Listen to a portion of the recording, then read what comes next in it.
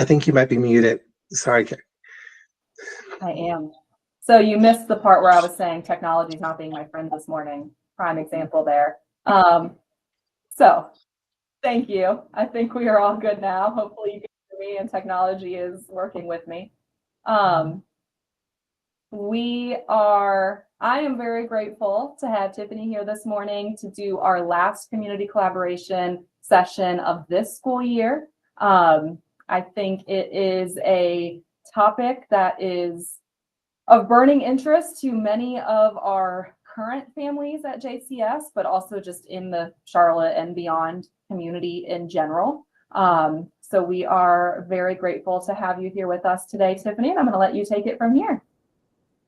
Hi, everyone. So I'm just going to quickly share my screen just to make sure you guys can see what I'm talking about. Let me get us in presentation view. Okay. So thank you, Carrie, for monitoring the chat because I will not be able to see it while I'm sharing my screen.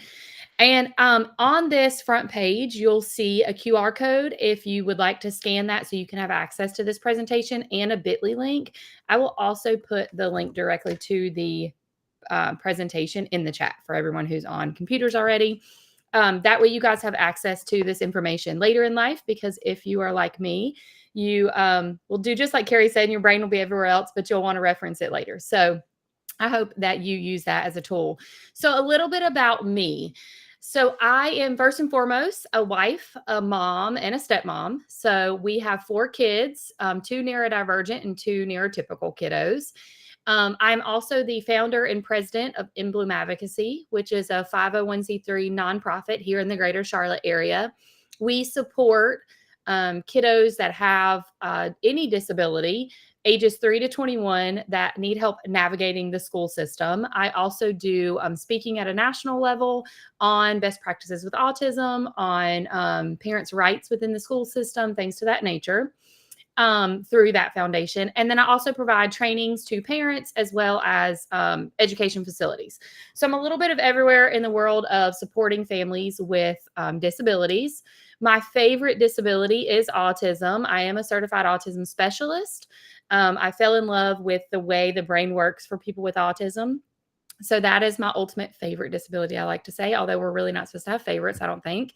I was previously a school principal for 4 years and a special education teacher. So I was in the world here in North Carolina of education for about 17, 18 years, actually. And then in 2022 is when I kind of decided, similar to what Carrie's email said, that I needed to be home with my kiddos. And I also had a greater passion for how to support families in navigating the education system. As we know, it is quite challenging for all of us. So that is when I left the education system. I live in chaos, similar to Carrie, along with doing all these things and being a mom and a stepmom. I also decided it was going to be a good idea to go back and get my doctorate. So I am a candidate for my doctoral studies in special education, just declared my dissertation, and will be done May 2026. So very excited about that. And then just fun facts about me. I am awkwardly obsessed with pretzels of all sorts and varieties, chocolate, coffee. I had the mistake of getting into the yeast bread trend on social media, and that's taken over my life. And so I am solely into making my own foods at home, growing my own garden, doing all the fun things when I have time. So that's just a little bit about me. I'm going to circle back and just talk about what we are going to do today. And I want to say that throughout the presentation, if you have questions, pop them in the chat. I'm very laid back. I want you guys to get out of this what's beneficial for your family. So we are going to go over today's goals, talk about autism in general. You guys, I'm assuming since you're on here, have a good understanding, but I like to just always cover it. We're going to talk about behaviors and functions, and then talk about strategies. So let's dig into our goal. So again, today I want you guys to understand what ASD is and how it's diagnosed, understand the behaviors commonly found with kiddos with ASD and their functions. And then at the end, I have a huge toolbox of resources for you guys to support your kiddos, and we'll talk through those. So let's dig right into what is autism. You guys already know this. I'm assuming you either have a child with autism or you know someone who has a child with autism and you're looking to support them in some way. So autism, ASD, autism spectrum disorder, obviously is a spectrum disorder. So it has 3 levels. And if you've been around a while like me, we used to have words like pervasive developmental disorder, Asperger's, all these diagnoses that in the DSM-5 were all kind of lumped under that autism spectrum umbrella. So we now have autism spectrum disorder level 1, which is mild support needs, high functioning, level 2, which is going to be your moderate support needs, and then level 3, which are max support needs, and what people like to use the term lower functioning. Autism is defined by characteristics or common symptoms, which we're going to talk about in just a minute. And it's detected as early as 18 months. So part of what I do is help families get this diagnosis. So I like for anyone who doesn't have it to just understand what this spectrum looks like and that kind of how it's diagnosed. And I just have Dr. Stephen Shore. He's one of the famous autism advocates. If you don't know him, he's a great person to follow. But he's the one that coined the term, if you've met one person with autism, you've met one person with autism. Because as you guys know, autism looks different for everybody. So let's talk about these common symptoms that we look at. So when autism is diagnosed, first and foremost, at 18 months, families fill out the MCHAT. Everyone fills it out, across the whole entire country at 18 months. It's one of those forms that when you walk in the pediatrician, they make you do. So that is the first indicator of like, hey, something may be going on that is not typical. And then if a child goes for an autism evaluation, the number one thing in North Carolina that's required, which it's different in every state on what is required for diagnoses and what's not required. In North Carolina, the ADOS is required. So that's the big autism evaluation. So if you guys had that done for your diagnoses, that's the piece that insurance requires for the diagnoses. But there's other components that most psychologists will also look at. And they're typically rating scales and observations because ASD doesn't have, a blood test that we can do. So we are looking at common behaviors. So let's talk about some of these. Limited social skills. This is one that affects no matter what level they're on.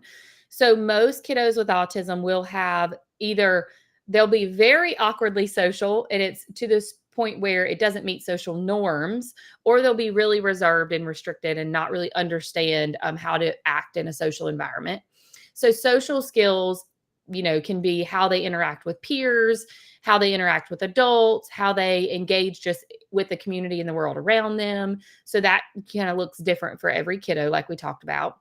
Another common symptom is those repetitive behaviors. So repetitive behaviors can be anything from body movements that are repetitive to kind of like OCD compulsive behaviors where they're having to close the door 3 times or things to that nature that they feel like they have to have for a sense of security.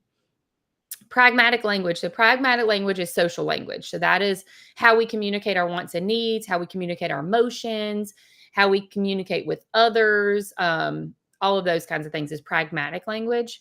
Communication delays and concerns. Obviously, most of our kiddos with autism will have delayed communication when they're younger, or their communication will be non-voiced. And so what I mean by that would be they're using a picture system, they're using a communication device, they're using gestures to communicate. So their communication can look very different than what traditional communication voiced the way you and I communicate.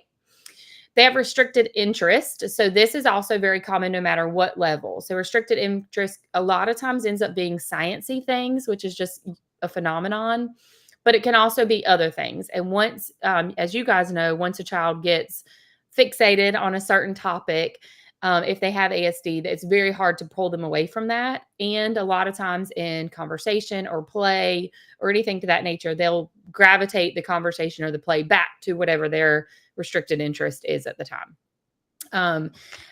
Difficulty with executive functioning. So executive functioning is what happens at the front of the brain. So I won't get all sciencey on you, but I love to study the way the brain works, especially for our kiddos with autism. And so executive functioning is like decision-making, organization, the ability to control impulse, the ability to regulate emotions. So all this kind of stuff's living at the frontal cortex of your brain. And those are all executive functioning skills that many of our kiddos with autism are impacted with. Poor emotional regulation. So a lot of times we see behaviors that are what we would consider negative behaviors shown because of emotion. A lot of our kiddos with autism don't know how to navigate or understand what's happening in their bodies and the feelings that they are having. So their emotional control, because they don't understand what's happening, what those feelings are. When I say by that, I mean, when your adrenaline heightens because you feel anger, or when you kind of sulk because you feel sadness, when those things naturally occur as the chemicals change in the brain, our kiddos with autism don't necessarily understand what that feeling is and what to do with it in a social appropriate way. And then the other big common symptom is sensory sensitivity. So with that, we have people that are sensory seekers. And so sensory seekers, my son is a huge sensory seeker. So he wants to be squeezed, crash into things, jumping, climbing, a lot of gross or big muscle group, gross motor things that he's trying to obtain. And then we also have sensory avoiders, which those are our kiddos who are affected by, maybe loud noises, by lights and stimuli. They have restricted eating because of their sensory sensitivity to foods and textures and things like that. They may have sensitivity to clothing because of texture. So anything like that would be those sensory sensitivity type categories. So the biggest thing, and this gets its own page before we dig into communication, into behavior, because behavior is a form of communication. So even our own behaviors, and I like to bring this to light for adults, because so many times as adults, we don't think about behavior. When you hear the word behavior, you think the worst case scenario. You think tantrums, aggression, we're throwing chairs, right? Whenever you hear the word behavior, you think like huge conduct issues, right? But all of our actions are behaviors. And so we are speaking something. So Carrie mentioned earlier that she's only functioning right now because of her coffee. So a behavior that many adults in America have is as soon as we wake them up in the morning, we have our morning coffee. That is a behavior. And we are communicating, we are tired, right? So coffee gives us the boost we need to get ourselves going for the day and be responsible adults. So that is a behavior. A behavior may also be the fact that I cannot stop moving my hands when I talk. That is a behavior. I'm doing it, right? And so I'm communicating that I have a sensory excitement is actually because I get excited when I talk about autism. So I start moving my hands more and more. And so little things like that as adults, we don't think of as behavior, but it is, and we are communicating something. And sometimes we have to dig into what are we communicating by our behaviors to the world around us, and sometimes to our own selves, right? So let's talk about some common challenging behaviors. And if you guys want to chime in on what challenging behaviors you may be impacted with, that's up to you on a personal level. But it'll help because as I dig into the strategies coming up, I can actually use some of your examples in our strategies. So if anyone feels comfortable throwing in the chat or unmuting and talking about your common challenging behaviors, feel free to do that. I will mention some that I know my clients deal with quite a bit. And so some of the common challenging behaviors that I see a lot with my clients would be like mouthing things. That's a really challenging behavior. Obviously the big behaviors, the tantrums, the aggression, those are obviously things that a lot of us deal with. Organization's a very common challenging behavior that we deal with. Does anyone feel comfortable? I'm going to look at the chat, make sure no one's throwing anything in there. Does anybody feel comfortable talking about their personal challenging behavior that they're trying to overcome or work on in their home? I think executive functioning impacts everything in our home with things. And then perseverating on either topics we really love and that's all we talk about, or to the extreme perseverating on an idea of something that didn't go well. So everything's been blown because of one bad thing, are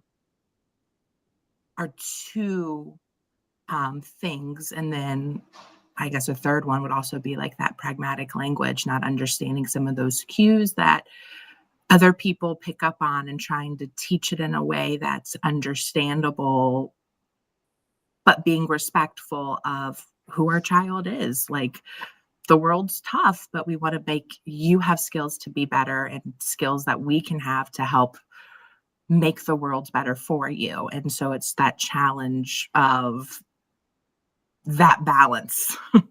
Perfect. Thank you for sharing. Does anyone else want to chime in with their challenging behaviors that they're working to overcome? So I'll add, well, my son has multiple diagnoses, so I never know which bucket things fall into because they're all neurodivergent behaviors and diagnoses. So I'm assuming this applies, but the hyperfixation on, it's not just a topic, but like a social skill, right? So he's hyperfixated on the need for that social connection.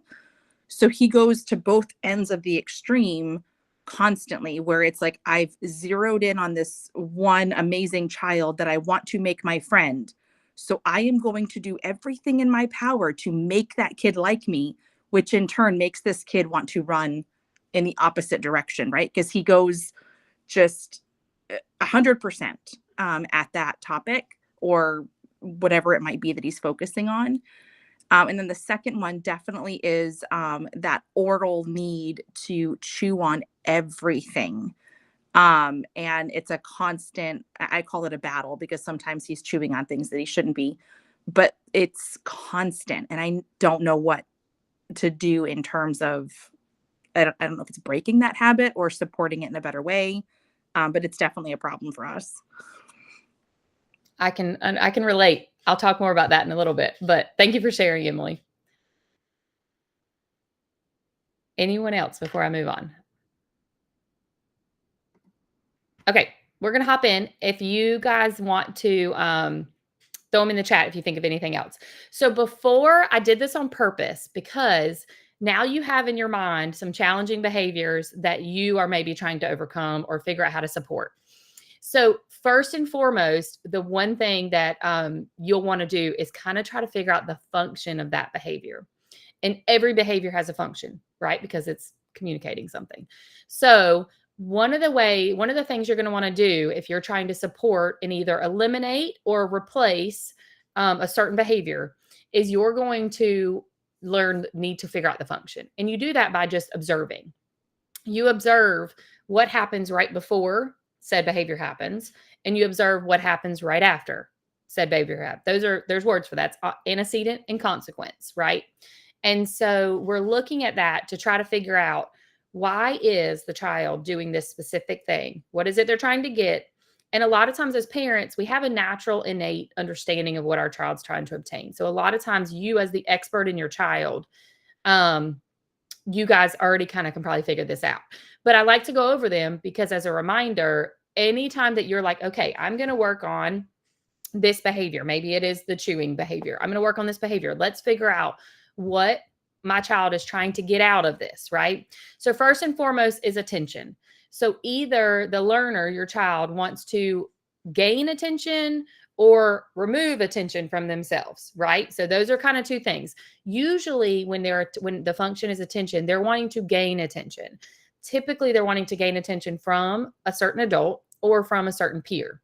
So we talked about that. Someone mentioned that, over hyperfixating on wanting one specific peer to become their friend because they think that person's really cool. So they're going to do things to try to gain the attention of that specific friend, right? So the next one is tangible, that they're actually trying to access something that is tangible to them. So whether that is an item that they're trying to access or a certain activity they're trying to access. For example, my son specifically loves jumping on the trampoline and will do anything to get that sensation of jumping on the trampoline. So sometimes we have unwanted behaviors whenever he is not able to get on said trampoline at that time. So we have to talk about, he's tangibly trying to achieve this. For him, it's also an automatic thing because it helps regulate his body, which we'll get into, but he will go to some pretty extreme lengths whenever the trampoline is not available to him or is not available because whatever reason we have at the time. So that is like him wanting a tangible item or activity. Escape is the next one, so that they want to break or they want to be done with whatever is going on around them. So escape can look like elopement, right? So some people sometimes escape literally, kids are out of here, right? But escape can also be that they will do a behavior to get themselves out of that situation. So maybe it is, hey, at the end of the day, it's time to do the dishes and it's their night to help with the dishes, right? Help load the dishwasher. They may say, oh, I have to go use the bathroom. And they do it every day, right? They're escaping helping with the dishes. They're escaping that environment. So that is not a big behavior. It's not a let me throw the table so that I get out of the kitchen situation, right? But they are still escaping what they don't want to do right then, which is help load the dishwasher. And so you'll notice that as a pattern of behavior, right? And we don't think about that. You don't think about asking to use the restroom as a, escape behavior situation, because for many of us, we're just excited our child is even asking to go to use the restroom, right? Independently. So we kind of miss that may be escape of behavior if it's happening at a certain time of day, every day, or a certain environment every time. So I brought that up because that is commonly what happens with those of us who have children with autism, is we are so excited, especially if they have like delayed communication or still have delayed communication, that we miss some repetitive behaviors that are happening because we're just so excited for their communication, right? So we have to think through that whenever we notice patterns, and in the hustle and bustle of life, that is very challenging to pay attention to and notice those behaviors. So last function of behavior is what we call automatic, which essentially means that they have a feeling in their body they're trying to get rid of, or a sensation in their body that they're trying to get rid of. So that can be a sensation internally, like I talked about earlier, that adrenaline rush that happens, that kind of like sulking and like almost like your heart feels heavy sensation. It can also be a sensation. I am one of these people. And I'm neurotypical, but I cannot stand tags in my clothes or the little ridge in socks. I cannot stand it. And so even as a child, I would wear my socks inside out, or I would cut the ends of them where the little knots are at the ends of that line on your toe. I would cut them like as a child because I could not stand that sensation. And so I would take my shoes off, and I still to this day prefer to be barefoot, all because I hate the way that line in the socks feel. And so things like that, because I'm neurotypical, I can communicate that and know that's what's bothering me. But for our neurodivergent friends, especially those who have communication delays or executive functioning delays, they cannot pinpoint that line on that sock is what is bothering me. They just continue to take their shoes off, right? So it's an automatic function, but they couldn't communicate that. And that's very challenging for those of us who are trying to support them to figure out, because to us, it may just look like they're being defiant by continuously taking their shoes off every day. Or things like, and I hear that a lot at school. They have to have their shoes on. They keep taking their shoes off. What are we going to do? And I'll say, well, why are they taking their shoes off? Like, what's the reason they're taking their shoes off? Are their shoes too tight? Are their shoes too big? Are, whatever. Do they not like the color of their shoes? Like, it can be so many factors, right? But one of them can also be the automatic sensation that's happening on their foot. So just some, real actual examples that happened to me and to other kiddos. So when you think about the behaviors that you just mentioned, or for those of you who let it stay inside your head, let's start thinking in the framework of what is the function of this behavior that's occurring? And can we dig in and try different things to see? So with the shoe example, if we're trying to figure out if it's a situation to escape or if it's an automatic, we could look at changing the shoe. Does he still do it? Removing socks. Do they still do it? Things of that nature. We can adjust the environment and adjust what's happening for our kiddo to try to find the function, so that we can then teach a replacement behavior, such as communicating, my socks are bothering me. And so that's kind of something I want you to frame your mind around. So let's dig into some strategies. First and foremost is providing choices. And this is so hard as parents. If you grew up in the 80s and 90s like me, because I said so was the response I got from my parents every single time. Well, with our kids with autism, because I said so does not work, right? And it really doesn't work for any kid, but it definitely doesn't work for kids with autism. So providing choices helps your child feel empowered, helps your child realize that they have the option to communicate their wants and needs. It also helps increase compliance. As much as we don't believe that it will, it is helping them feel like they are in control of a situation. Even as adults, so many times we think that children should behave differently than adults. But even as adults, if your boss says to you, you have to send me a presentation by 5 p.m. today, you have a choice, right, on whether you're going to sit down right then and there at 9:30 in the morning and work on the presentation that is due to your boss, or if you're going to wait until 2 o'clock and do it last minute. So you have choices naturally built in. With your kiddo, you don't have to give a choice on whether they have to do something or not. but you can say, okay, I can give you 5 more minutes to watch your tablet, or you can stop your tablet now and you can have 20 minutes later, right? So you can give them choices, right? They feel empowered. They feel like they then can communicate and advocate for themselves. We want them as they get older to have that life skill of communicating and advocating for themselves. So it's something we have to teach very young. So always giving 2 options is a really good practice. So providing those choices. Again, the choices are not getting out of whatever you're requesting of them. The choices are whether or not they're going to do it now or do it later, or maybe they're going to finish their assignment in class with a blue crayon because blue is their favorite color instead of a pencil. Like in reality, what does it matter as long as they're showing us their knowledge if it's in blue crayon or in pencil, right?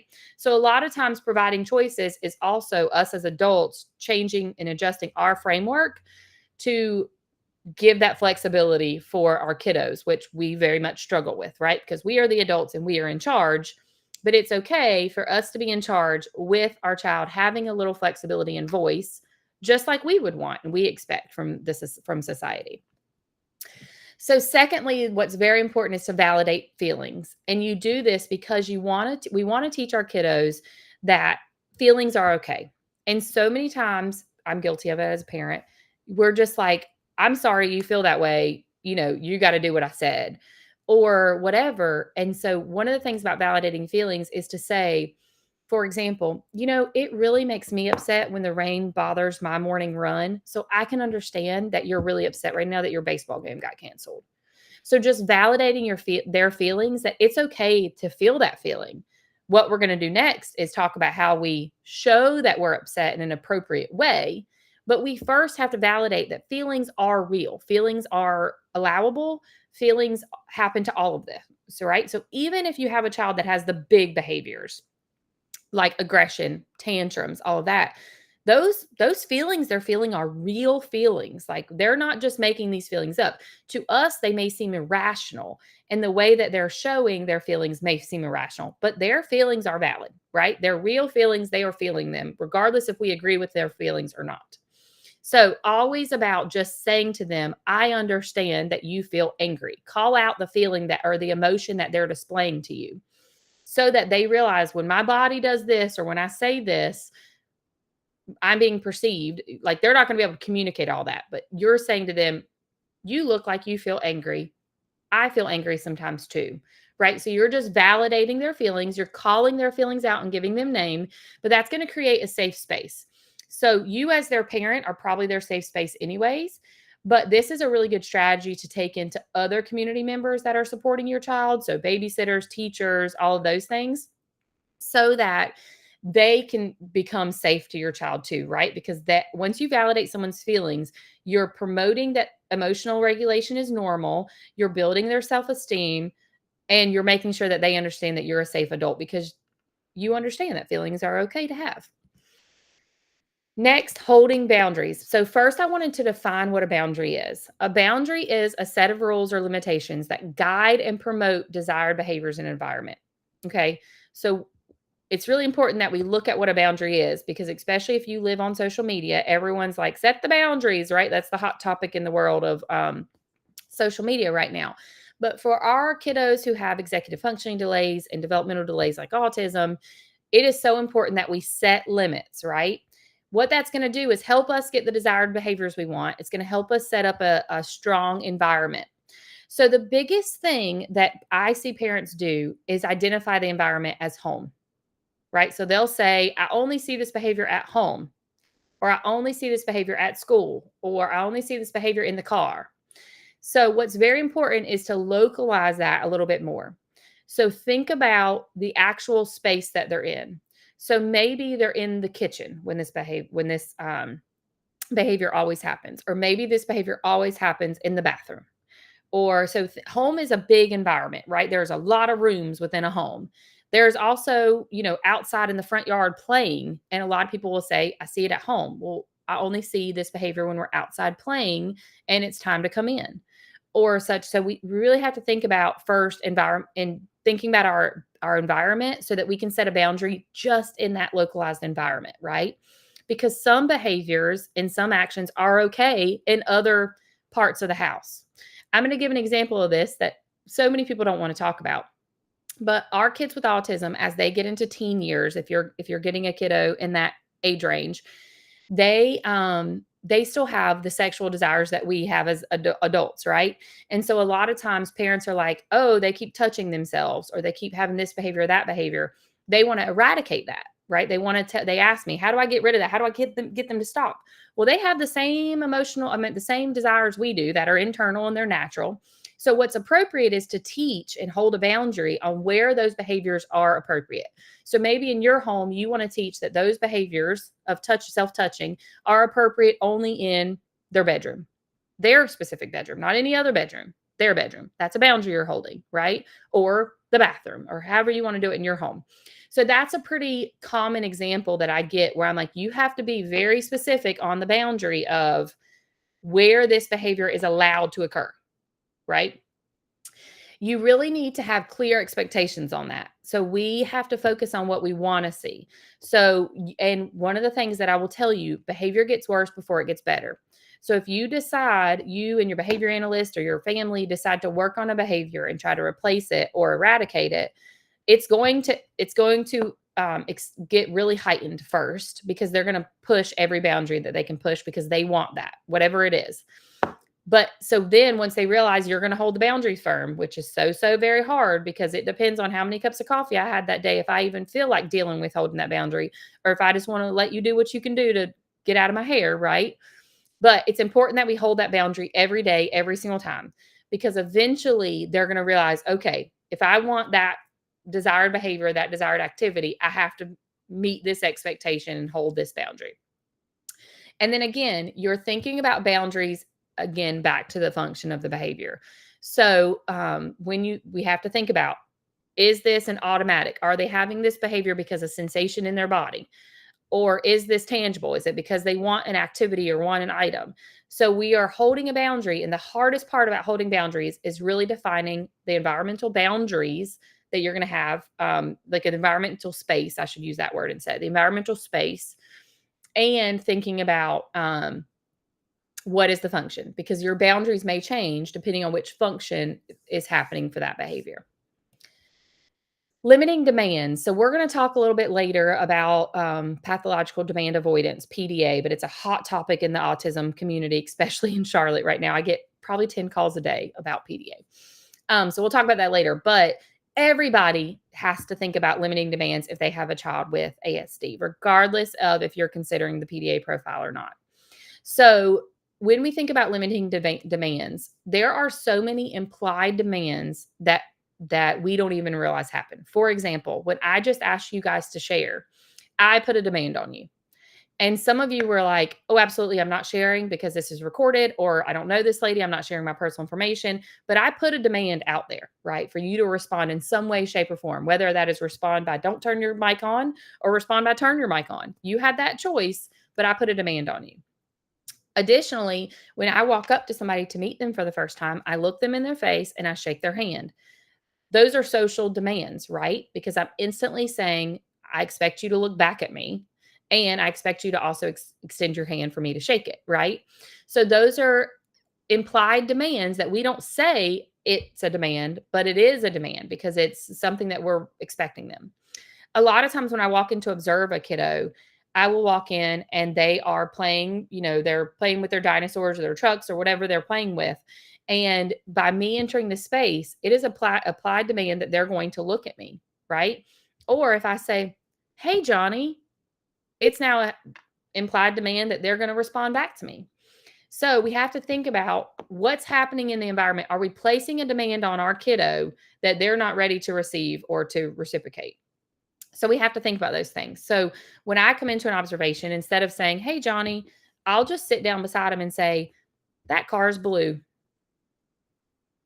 There's no demand there. They don't have to respond. They don't have to look at me. I just made a statement, right? So I'm building rapport with them by being in their space, being in their environment, and limiting my demands on them. So a lot of times when I say limit demands, parents are thinking, okay, well, I won't give them chores, or I won't, ask them to go out of their normal routine. Yes, those things are also demands, but those are demands we pay attention to that we know are demands. We have to also think in our brain, what demands are happening in this situation that we're not even paying attention to. And that may be why a behavior is happening, or why my child's feeling emotional burnout, or why my child's feeling sensory overload. So we have to think about those demands. Now we're going to talk about limiting language. In a moment, so we talked about, someone mentioned executive functioning being a major concern. In a moment where your child is feeling disorganized, their room is a mess, they are just impulsively doing things around the home, more than likely they're in sensory overload, right? Or their emotional capacity is full. So in those moments, it is so important for us to limit our language. And we should limit our language all the time with kiddos with autism, so they can really process and understand what we are communicating, but especially in moments where we are seeing like unwanted or undesired behaviors. So with that, you're going to use like really simple statements, right? And I say statements, not questions, because we want to limit our demands. So really simple statements with 2 to 3 words. If your child is a low communication child anyways, I would also recommend using first then language. So first, we are going to unload the dishwasher. I don't know why I'm stuck on that one today. First, we're going to unload the dishwasher, and then we're going to take a bath, or whatever their desired behavior is.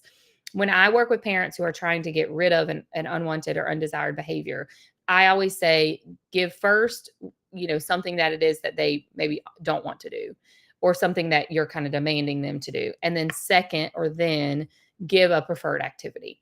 Because more than likely, if I say to you, hey, if you work 8 hours today, then tonight after work, you can go, hang out with your friends and go have a glass of wine or go golf or whatever. You're going to like, all right, I'll work today, right? I'm going to do my best because I know what I have coming after. So even as adults, we live in a first then world. We just don't always call it out. And so many times with our kids with autism, it's just about calling it out. It's just about saying the things that are socially implied. And so that is a first then language world.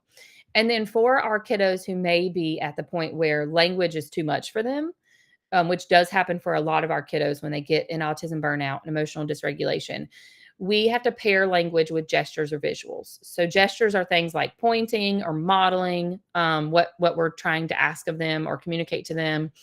And then visuals, obviously you guys have seen the picture exchange system, the PEC system. So you can use those visuals. You could even use visuals just drawing it on a piece of paper or writing it. It depends on your child on what those visuals need to look like. But I would also say, pair with gestures or visuals. And so many times in the moment, we're like, oh, we don't have their communication board, so we can't do this. Well, that's not true. Draw a picture on a piece of paper, draw a picture on your hand, on a sticky note, whatever you have to do. If that's what your child needs to be able to access what you're communicating.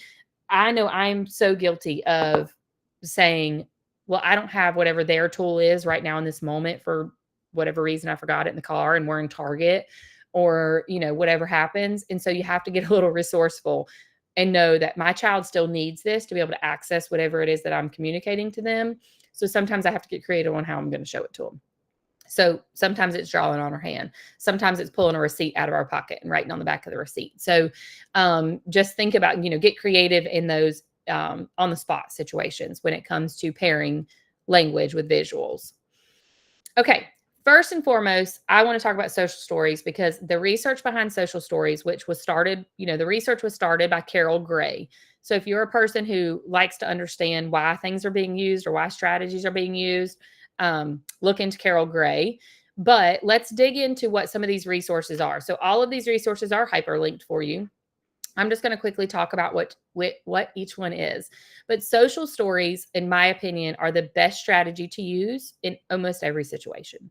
So you guys talked about like executive functioning. I want to talk about the specific example that was given where it's the specific friend that they want to be friends with. So they're doing whatever it is to engage with that friend.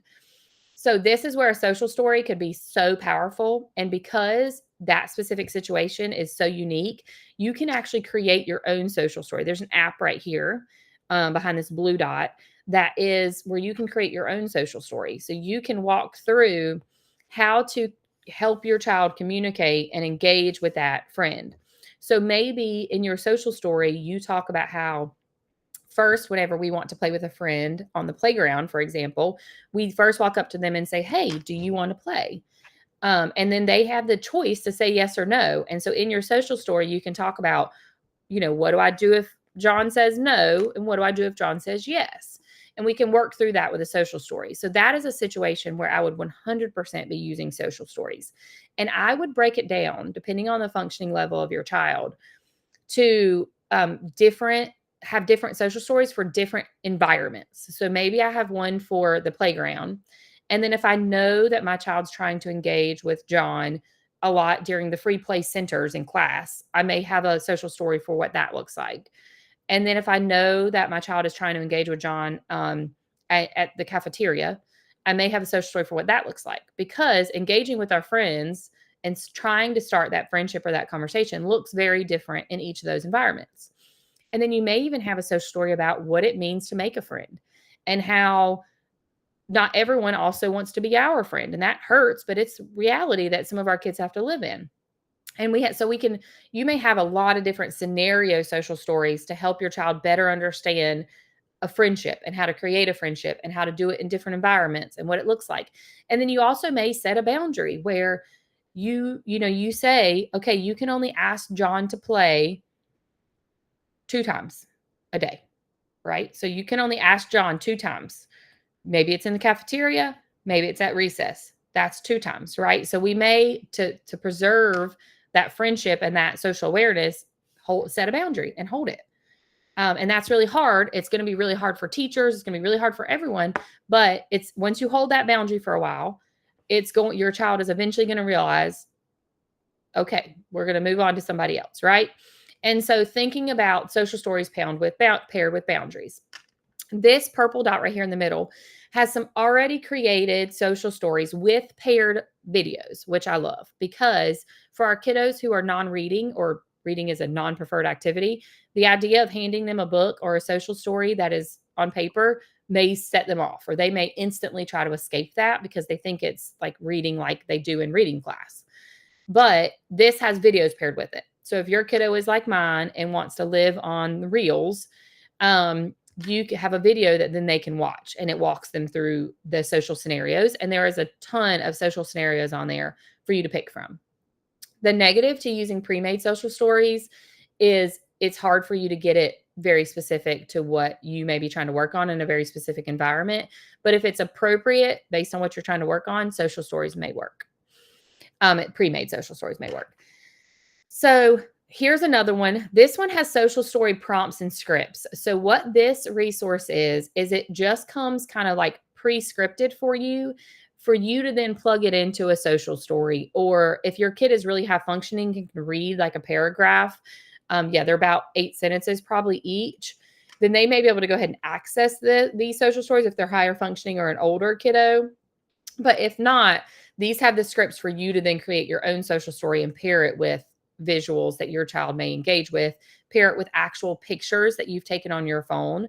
So when I create social stories for some of our kids, I actually go to that environment and take pictures. And so it's a picture paired with a sentence explaining whatever it is I'm trying to teach them in that moment. So it just depends on the kid if they can deal with, animated videos, if they can deal with picture exchange systems, or if they need the actual real life.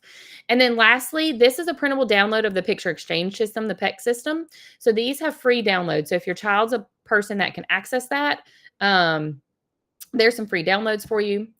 And then additional resource, I'm going to go really quick because I want us to have time for Q&A. I'm going to go quick here. Additional resources. These are all hyperlinked. This is information about the PDA profile. I only included this because it's a hot topic here in Charlotte, and I'm sure a lot of you have heard about it. If you're in all the moms groups with me, you have definitely seen it. And one of the things that I really support, if you think your child has a PDA profile, again, it's not going to be diagnosed. That's a whole nother topic. But there are some approaches that you can put in place. And this PANDA approach is the most researched approach for the pathological demand avoidance profile. So that's just another resource for you and your IEP teams and things like that.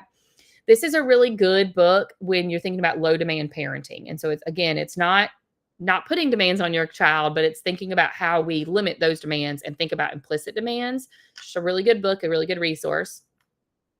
This is a list of helpful terms created by me. So I'm guilty of doing it as well. But in the world of disabilities, there are 800 billion acronyms and jargon and medical jargon and education jargon and all the jargon.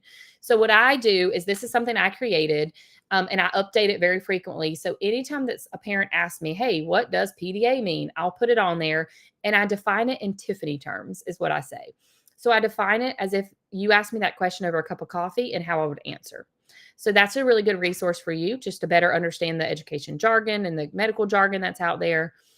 This is actually a presentation that I give very frequently. This is the copy of the one I just gave this past Saturday at Connect Strong Conference in Charlotte. So this is parents' rights. So that's just a presentation you can look at for North Carolina and South Carolina where it talks about your rights through MTSS 504 IEP process. And lastly, this is another resource that I created. This is the community, Charlotte area community partnership. So because I am also based out of Charlotte, although I support families across all Southeastern states, this is resources that are neurodivergent friendly and are right here in the greater Charlotte area. So that's just a really good place for you to connect for just some community partnerships that you may need. So, well, I wanted to leave a little bit of time for questions. I went really fast, but you guys have this as a resource and I want you guys to connect with me. So, you can email me questions if you ever want to. My email's right there on the screen. You can connect with me, Facebook, LinkedIn, Instagram. I don't care how you connect with me. All of my handles are in Bloom Advocacy. I'm real creative here. So you can find me about anywhere. And I don't mind you connecting with me to ask your questions and get me to help support your kiddo. I also encourage you for some of the behaviors you guys mentioned to connect with a behavior analyst in supporting how to figure out the function and how to figure out what strategies are best for your kid, because every strategy is different. And every kid is different in what we need to do for that kiddo. So I just encourage you to find a behavior analyst to help support you, especially if it's a behavior that's impeding their ability to socially communicate, impeding their ability to function at school or function at home, if it's uprooting your home life. I definitely encourage you to find a behavior analyst to kind of dig into that. But we have 10 minutes. Are there any questions that I can help answer? And Carrie, I don't know if you want to stop the recording so that Yes. personal information. Yeah. Yep. So just while we are still recording, I do just want to thank you so much for all of that information. It was such a informative and well organized and to the point presentation. I know I really appreciated it. I'm sure a lot of the parents did here as well. So thank you so much. And I'm going to stop the recording now.